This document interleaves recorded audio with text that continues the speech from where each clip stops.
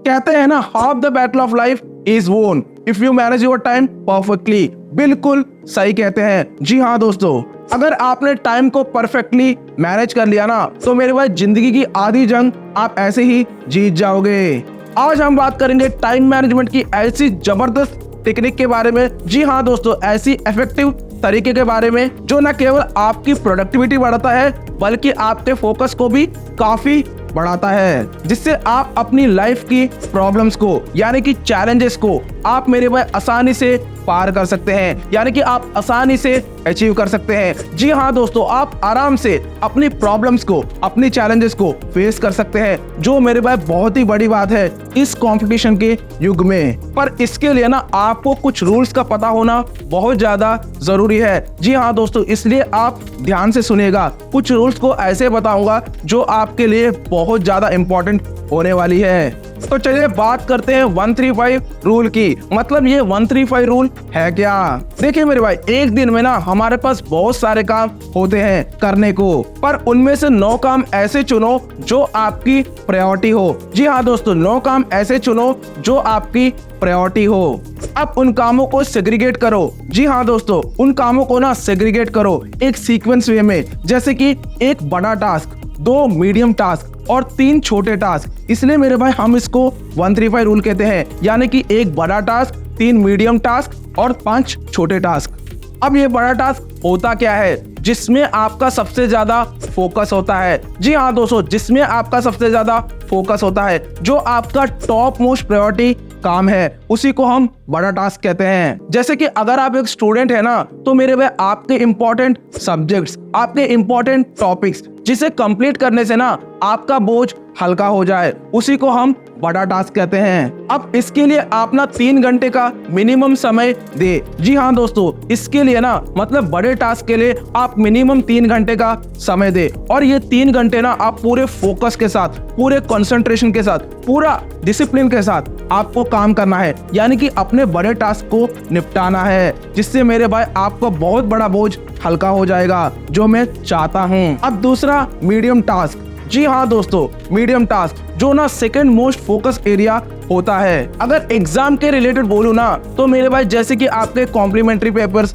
आपके mock test papers, जैसे कि आपके एग्जाम के प्रीवियस पेपर्स, ये ना आपके मीडियम टास्क में आते हैं, जिसके लिए मेरे भाई आप ना 1 से 2 घंटे का समय दे सकते हैं, जो मेरे भाई मिनिमम तो आपको देना ही पड़ेगा। सो मेरे भाई बड़े टास्क के लिए मिनिमम 3 घंटे का समय दे, और मीडियम टास्क के लिए मिनिमम 1 से 2 घंटे का समय दे, बहुत ही है। अब तीसरा, छोटे टास्क। जी हाँ दोस्तों, स्मॉल टास्क जो ना लीस्ट फोकस एरिया में आते हैं, जैसे कि नए स्किल्स को इम्प्रूव करना, नई टेक्नोलॉजी को अडॉप्ट करना, न्यू चेंजेस को अपने अंदर इनबिल्ट करना। इसके लिए ना मेरे भाई आप आधे घंटे का समय दे सकते हैं, जो मेरे भाई बहुत है, जो मेरे भाई काफी है, यानी कि मोर देन सफिशिएंट है। देखिए मेरे भाई, अब इसका मतलब क्या हुआ?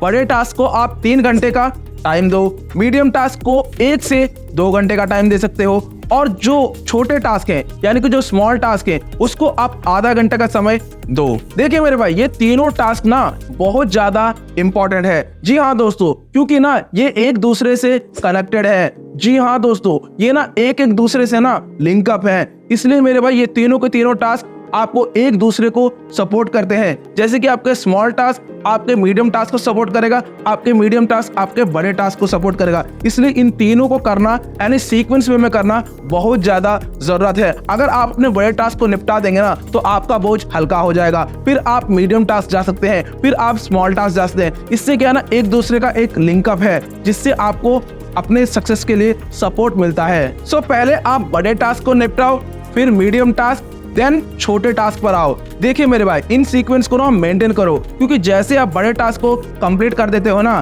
तो क्या है आपका बोझ हल्का हो जाएगा, जिससे आपको ना कॉन्फिडेंस आएगा, मोटिवेशन आएगा, फिर आप मीडियम टास्क को भी कंप्लीट कर सकते हो, और एट लास्ट आप स्मॉल टास्क को आराम से कंप्लीट कर सकते हो। अब असली मुद्दे की बात। जी हाँ दोस्तों, 135 रूल को अप्लाई कैसे करें, 135 रूल को अपने लाइफ में इंप्लीमेंट कैसे करें, बस 3 चीजें बताऊंगा, ध्यान से सुनना मेरे भाई। पहली चीज, टू डू लिस्ट बनाओ। जी हाँ दोस्तों, अपनी काम के प्रायोरिटी के हिसाब से आप अपना टू डू लिस्ट बनाओ, जिससे क्या है ना आपके सामने आपके सारे काम रहते हैं, तो आप चूज कर सकते हो कि कौन सा बड़ा टास्क है, कौन सा मीडियम टास्क है और कौन सा स्मॉल टास्क है, जिसके हिसाब से ना आप सीक्वेंस वे को फॉलो करोगे और अपने सक्सेस को आराम से अचीव करोगे, जो मैं चाहता हूं मेरे भाई। दूसरा, आप इन 9 कामों को ना 3 भागों में बांट दो, जैसे कि 1 बड़ा टास्क, 2 मीडियम टास्क और 3 छोटे टास्क। इससे क्या है ना मेरे भाई, आपको एक सीक्वेंस ऑर्डर पता चल जाता है। तीसरी चीज, आप बीच बीच में ना अपने कामों को मॉनिटर करो। जी हाँ दोस्तों,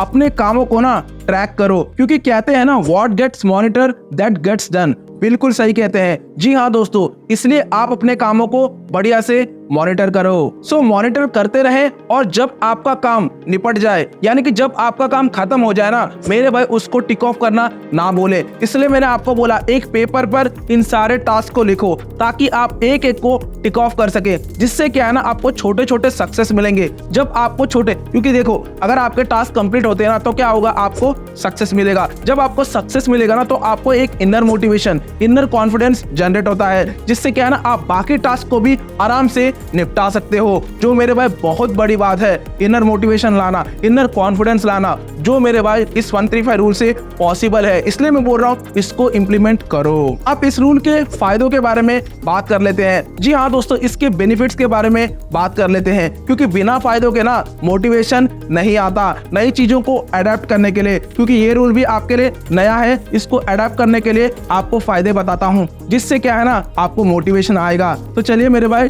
फायदे डिस्कस करते हैं। पहला फायदा, आपकी जो टालने की बीमारी है ना, जी हाँ दोस्तों, प्रोक्रेस्टिनेशन, मतलब जो आप टालम टोल करते हैं कि मैं करूं या नहीं करूं, करूं या नहीं करूं, ये जो फीलिंग आती है ना, इससे आप बच जाओगे। जी हाँ दोस्तों, आप अपने टालम टोल जो हैबिट है ना, बेकार की हैबिट, बैड हैबिट, उससे आप बच जाओगे, जो मेरे भाई बहुत बड़ा फायदा है। और आप अपने गोल्स को एक डिसिप्लिन्ड वे में, जी हाँ दोस्तों, एक डिसिप्लिन्ड वे में उसको कंप्लीट करोगे, जो मेरे भाई बहुत बड़ी बात है। क्योंकि किसी भी चीज को डिसिप्लिन्ड वे में करते हो ना, वो प्रॉपर तरीके से कंप्लीट होता है, और जब मेरे भाई प्रॉपर तरीके से कंप्लीट होता है ना तो उसका रिजल्ट पॉजिटिव होता है, जो मेरे भाई आपको चाहिए। दूसरा फायदा, आपका डिस्ट्रैक्शन ना कम हो जाएगा।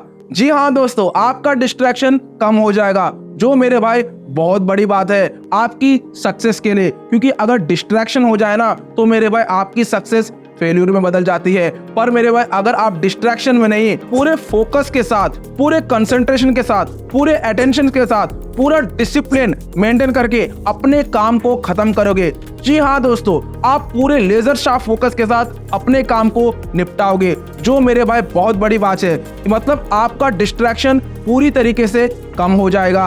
अब तीसरा फायदा, आपकी प्रोडक्टिविटी ना मेरे भाई इंक्रीज हो जाएगी, यानी कि आपकी परफॉर्मेंस बढ़ जाएगी, जिससे आप अपने एग्जाम्स को आराम से क्रैक कर पाएंगे, जो मेरे को चाहिए मेरे भाई। और क्या चाहिए आपको बताइए। सो मेरे भाई इन सारे टिप्स एंड ट्रिक्स को, यानी कि जो मैंने आपको 135 रूल बताया ना, इस फॉर्मूला को आप इंप्लीमेंट करो, क्योंकि कहते हैं ना इंप्लीमेंटेशन से ही बदलाव आएगा। इंप्लीमेंटेशन इज की टू सक्सेस। देखिए मेरे भाई, मैंने टाइम मैनेजमेंट के ऊपर ना पूरी की पूरी प्लेलिस्ट बनाई है, एक बार आप जरूर देखना, क्योंकि ये बहुत ज्यादा इंपॉर्टेंट और क्रिटिकल है आपके करियर डेवलपमेंट के लिए। एक बार आप देखोगे ना आपको मजा आ जाएगा। अगर आपको ये वीडियो सच में पसंद आती है ना तो मेरे भाई प्लीज लाइक और सब्सक्राइब कर दीजिएगा, जिससे मेरा मोटिवेशन हमेशा बना रहता है। फिर मिलते हैं अगली वीडियो में। Thank you for watching this video.